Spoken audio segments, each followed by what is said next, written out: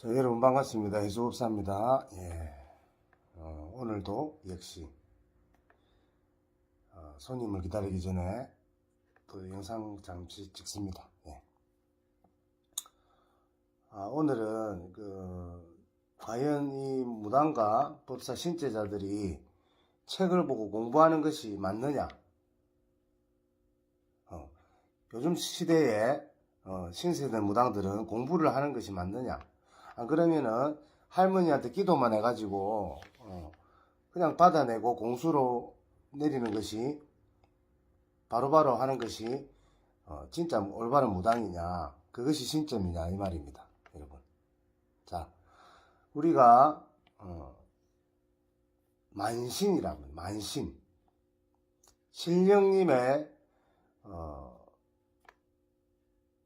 그 10,000명이 넘는 신령님이 계시는데 각각 받아내리는 신령님들의 그때 시절의 인연, 그리고 또 세월이 지나면 다른 신령님이 들어오시고 하면서 이 재주가 바뀌고 외모도 바뀌고 우리 신제자들은 그런 변화를 겪죠. 그러면 그때 신령님에 맞는 공부는 해야 된다 이 말입니다. 예를 들어서 대신 할머니가 앞을 섰어. 그러면은 점사 손이 많이 오겠죠.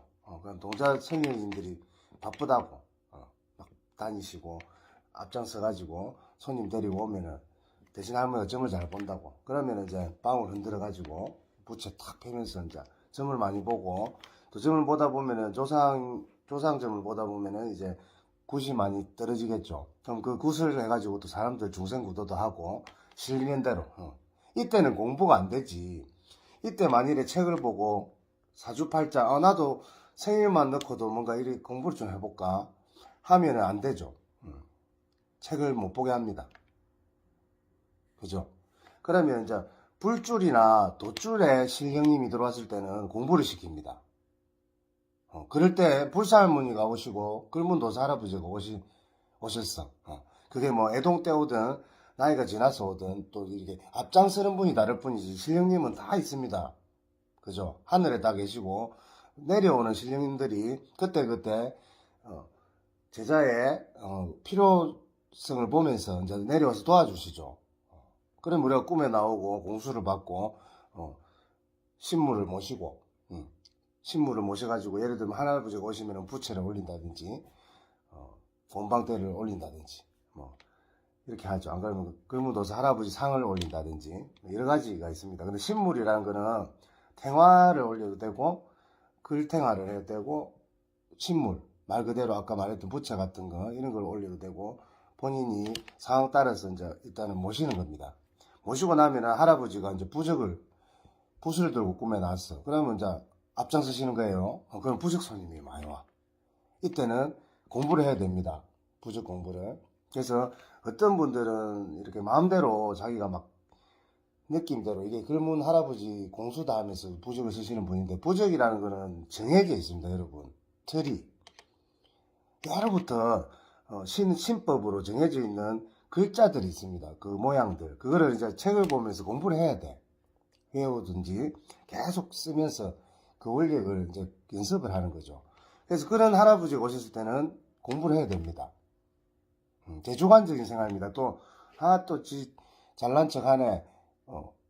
이거는 객관적인 게 아니고 여러분 제 생각입니다. 저하고 또 마음이 맞는 분들은 들으시고 나도 그렇게 생각하는데 하시고 공부하시면 됩니다. 근데 이제 성거리를 하시거나 남자들은 박수 선생님들, 그리고 여자분들은 무당 선생님들 같은 경우에는 이 몸으로 받아내는 것을 할 때, 예를 들어서 군웅풀이를 막 하고 있는데 불사할머니가 앞장서면 군웅밀이 안 들어옵니다. 근데 자기는 계속 피먹는 걸 해. 그러면은 몸이 아프고 불사할머니한테 이제 호통을 당하죠. 그래서 깨끗한 거 할 때는 깨끗한 공부를 하고, 누린 일을 주실 때는 또 누린 신령님이 앞장서셔갖고 하는 겁니다. 군웅 신장님이 앞장서면은 계속 군웅일이 들어옵니다. 그죠? 요거는 간단한 원리인데도 이거를 모르고 계속 갈등을 한다고. 왜 나는 자꾸 꿈만 하지? 나도 공부해야 되는데. 안 그러면 공부만 하는 사람들도 다른 분들은 전부 저리 날고 뛰고 하는데 나도 빨리 뭐 해야 되는 거 아닌가? 나도 굿을 배워야 되나? 그죠, 여러분? 자, 굿을 배우는 것도 자기 직성대로 하시면 되고, 그냥 실리는 대로 하는 것도 자기 직성입니다. 그거를 누가 옳다고 할 수가 없어요. 문서 갖고 하는 거는 멋이 있고, 제갓집에 좋은 인상을 줄 수가 있고, 그냥 바로바로 싫어하는 거는 또 더 신묘하고 신비한 것을 줄 수가 있습니다. 그 겸비하면 더 좋겠죠.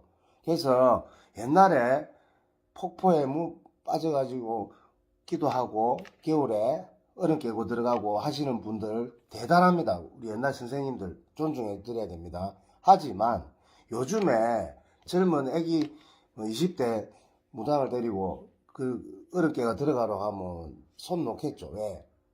그리 못하는 게 아닙니다. 세상이 좋아지고 요즘에는 전부 인터넷 방송으로도 젊은 사람들이 돈을 벌고 점사를 보고 합니다. 그래서 시대에 맞게 살아야 됩니다. 그래서 이렇게 문물이 많고 할 때는 어떤 내가 사이트를 운영하는 것도 배우고 공부를 안 할 수가 없는 세상이에요. 그런데 오래된 선생님들이 책 보면 안 돼. 내 말만 들어.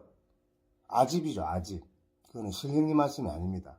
신령님은 마음이 넓거든. 이 공부해봐. 해갖고 도움이 되면 해봐. 근데 못하지? 못하면은 그럼 그만해.